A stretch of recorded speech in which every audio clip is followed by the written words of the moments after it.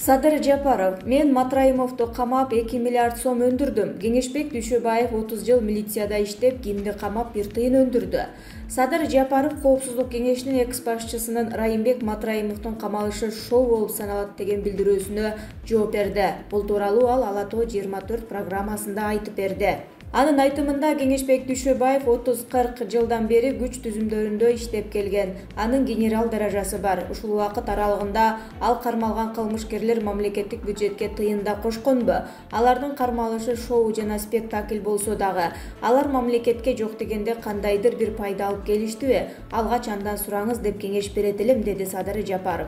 Мен Матраимовду камап 2 миллиард сом өндүрдүм. Кеңешбек Дүйшөбаев 30 жыл милицияда иштеп, кимди камап 1 тыйын өндүрдү. Ошону сурап көргүлөчү андан, деди Садыр Жапаров. Ал кошумчалагандай, Коопсуздук кеңешинин мурунку башчысы 2010 жылы болгон окуялар үчүн жооптуу болушу керек. Биринчиден, Кеңешбек Дүйшөбаев пенсия курагындагы адам. Экинчиден, анын Коопсуздук кеңешинин башчысы болууга моралдык укугу жок. Ошондуктан мен аны кызматтан алып салдым.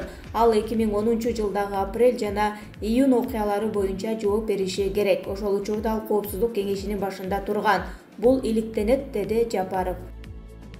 Төрөбаев Исмаиловага: деңгээлиңиз дагы деле өсө элек экен. Жогорку кеңештин 28 октябрдагы жыйынында өкмөт башчынын вице-премьерлик кызматына Эльвира Сурабалдиеваны, эмгек жана социалдык өнүктүрүү министри кызматына Аида Исмаилованы дайындоо тууралуу сунушу каралууда. Жыйында депутаттар талапкерлердин кесипкөйлүгүнө бара жаткан кызматына байланыштуу суроолорду берип жатышат. Көпчүлүк депутаттар социалдык өнүктүрүү министри кызматына Аида Исмаиловага карата көптөгөн суроолорду берип, анын буга чейинки ишин сындап жатышат. Алардын бири Өнүгүү Прогресс фракциясынын лидери Бакыт Төрөбаев. Исмаилованын деңгээлин төмөн деп баалады. Сиздер бара жаткан кызмат жөн эле кызмат эмес, иштеш керек. Саясат жүргүзгүлө, интригадан алыс болгула. Сиз биздин кесиптешибиз болчусуз. 5 жыл бирге иштегенбиз. Ачыгын айтканда мен сизден ушундай жоопторду күтөм деп ойлободум эле. Сиздин деңгээлиңиз өспөптүр, эч нерсеге даярданбапсыз, деди Төрөбаев. Буга чейин парламенттин Конституциялык комитетинде колдоо тапкан.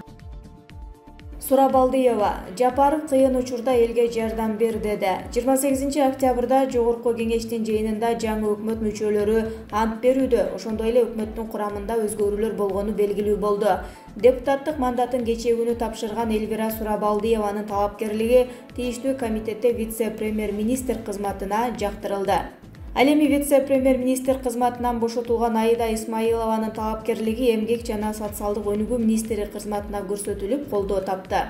Эльвира Сурабалдиева буга чейин Садыр Жапаровдун премьер-министр болуусуна каршы болуп келген. Азыр ал Жапаров жетектеген өкмөткө мүчө болуп бара жатканын, кыйын учурда элге жардам бергиси келгени менен түшүндүрдү. Ушундай кыйын кырдаалда элге жардам бересизби деген сунуш Садыр Нуркожоевичтен болгондо мен макул деп жооп бердим. Мен өзүмдү патриот деп эсептейм. Андыктан кыйын учурда элге жардам берүүнү чечтим, деди Сурабалдиева. Жапаров: мамлекетке келтирген зыянды өз ыктыяры менен келип төлөгөндөр бар. Бул тууралуу президенттин милдетин аткаруучу премьер-министр Садыр Жапаров коомдук каналга берген маегинде расмий түрдө өлкөдө жарыяланган экономикалык амнистия жөнүндө айтып жатып билдирди. Анын айтуусуна караганда, коррупцияга каршы күрөштү түп тамырынан өзгөртүү керек. Камоолор, кустуруулар муну менен эле бүтпөйт. Баарына 1 айлык убакыт берилген. Коррупционерлер өздөрү билет. Өз ыктыяры менен келип мамлекеттик бюджетке келтирген зыянды төлөп жаткандар бар. Мисалы, аларды күч органдары чакырган жок. Мен экономикалык амнистия жарыялангандан кийин келип төгүп жаткандар бар, деди ал. Жапаров жасалып жаткан иштердин баары айдын жылдын жыйынтыгы менен жарыялана тургандыгын баса белгиледи. Жасап жаткан ишке сынчы көп болот экен. Жасап жаткан ишибиз жеке менин, жеке жакындарымдын кызыкчылыгы үчүн эмес, жалпы мамлекеттин, элдин кызыкчылыгы үчүн. Мындан ары да бул багытта иштерди жасай берем. Биздин туура иш алып баргандыгыбызды убакыт далилдейт, убакыт көрсөтөт, деди өз сөзүндө Садыр Жапаров. Президенттин милдетин аткаруучу премьер-министр телеканалга берген маегинде мамлекеттик бажы кызматынын төрагасынын мурдагы орун басары Райым Матраимов боюнча да пикирин айтты. Матраимовду камап кармап туруш керек эле деген сөздөр айтылууда. Аны кармап тургандан эмне пайда? Сиздин жана биздин эсебибизден багып жата беребиз. Андан көрө миллиардтарды төксүн. Бул башталышы гана. Тергөө иштери эми башталууда. Аягына чыкканда дагы миллиардтар болот. Ошону туура түшүнүү керек, деди Жапаров.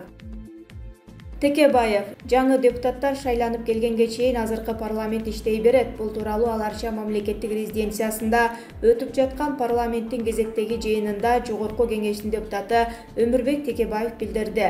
Журналисттер Өмүрбек Текебаевга Жогорку Кеңештин депутаттарынын ыйгарым укуктары бүгүн 28 октябрда аяктаса, депутаттар ишин токтотобу же уланта береби деген суроо узаткан. Эгер парламенттик шайлоо эрте же кеч өтүп калса, ошого жараша мурунку чакырылыштын депутаттары иштей берет. Конституцияга ылайык Жогорку Кеңештин ыйгарым укуктары жаңы парламенттин биринчи жыйыны башталганга чейин иштейт.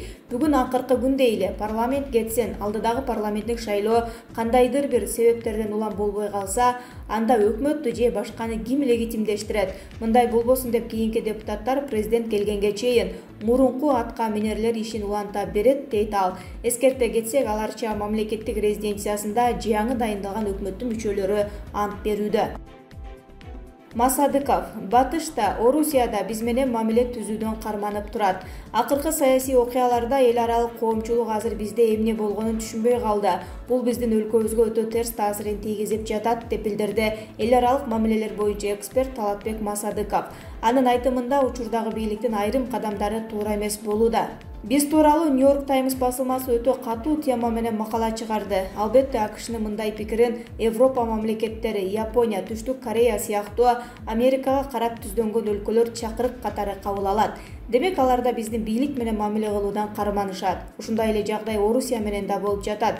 Алар дагы биз менен мамиле түзүүдө этияттык менен иш алып барууда. Эң негизги маселе бийлик бизде толук легитимдүү боло элек. Мындан улам эл аралык коомчулук биз менен толук кандуу мамиле кылбайт, деп билдирди Масадыков. Ошондой эле ал бийлик башындагылар билдирүү жасаганда өтө кылдат болушу керектигин дагы эскертип өттү.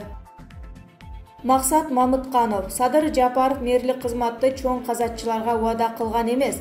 Бул тууралуу вице-премьер-министр Коом пресс сайтына билдирди. Ооба, Асхат Осмоновдун блогер катары гана мэрияга барып, өзүнүн талапкерлигин коюп жатканы боюнча маалыматыбыз бар. Бирок Садыр Жапаров партиянын атынан Асхат Осмоновго мэр болосун же болсун деп эч кимге мэрлик убада берген эмес. Ошол эле учурда бербейт дагы. Мындай сүйлөшүү болгон эмес, деди ал.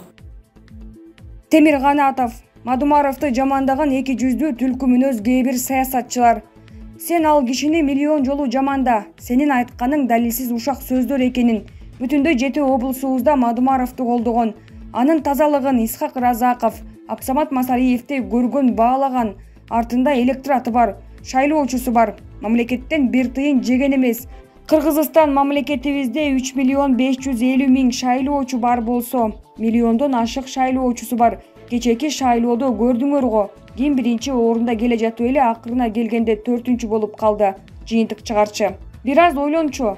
Бекназаров: кичине эки жакты карап сүйлөсөңүз жакшы болуш керек. Сизде да партияңыз бар болчу, кыйын болсоңуз шайлоого катышып көрбөйсүзбү? Ошондо канча киши сизди колдойт болду экен? Аны сиз сопсонун билсеңиз керек. Жөн эле сүйлөйт экен адамдар деп эле сүйлөй берсе, эч ким уккан деле жок болуш керек.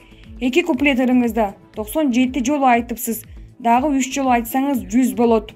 Акаевтан бери мамлекеттин канын соруп келген кишилер башын тик көтөрүп жүрөт. Ошолорду айткыла билсеңер. Азыркы бийликке жардам болмок. Ячейкадан жоголгон акчаларды айткыла. Бакиевдин мүлктөрүн кимге менчиктеп алгандарды айткыла. Ошондо элге жардам берген болосуңар.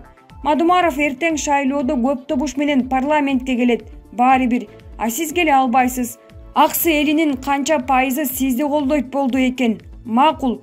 Эгерде сиз Садыр Нуркожоевичке жардам бергиңиз келсе, мен Мадумаровду жамандадым, тоону томкордум деп ойлобоңуз. Аны президент уккан да жок. Андай сөздү укканга убактысы деле жок.